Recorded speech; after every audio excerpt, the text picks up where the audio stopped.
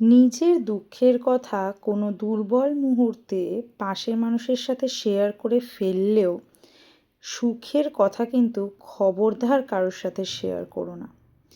আসলে তোমার পাশে যে মানুষটা রয়েছে সে কী মুখোশ পরে আছে সেটা কিন্তু তুমিও জানো না। কে বলতে পারে তোমার সুখে আসলেই সে সুখী নাকি অন্য কিছু আছে তার মনে। কথা বলতে বলতে দেখিয়ে দিই একটা নতুন জিনিস করেছিলাম।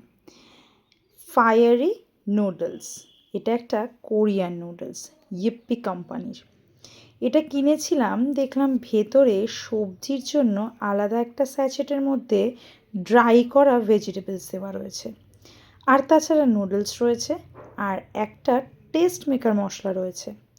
জলটা ফুটতে দিয়ে সমস্ত কিছু বয়েল হতে দিয়ে দিলাম।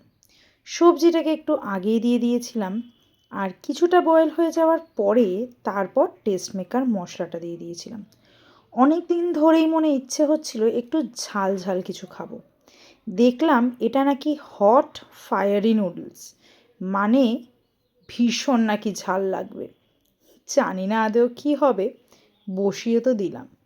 বেশ সুপি নুডলস টাইপের এটাকে করলাম। সবজিগুলো কিন্তু বেশ ভালোই গলে গিয়েছিল। সকালের ব্রেকফাস্টের আইটেম ছিল এটা। খেতে প্রচণ্ড বেশি ঝাল কিন্তু নয়, তবে টেস্টটা কিন্তু খুব একটা খারাপ নয়। আমার কিন্তু খেতে বেশ ভালো লেগেছে। তোমরা কে কে এই জিনিসটা ট্রাই করেছো আমাকে জানিও।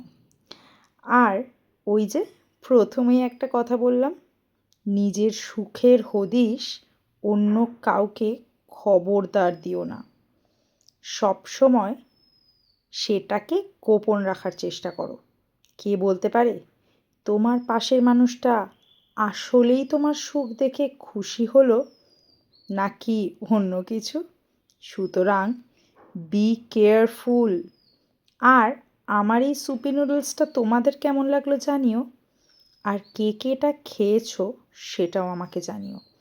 খেতে কিন্তু বেশ টেস্টি। ট্রাই করে একবার দেখতেই পারো। চলো, টাটা, বাই বাই।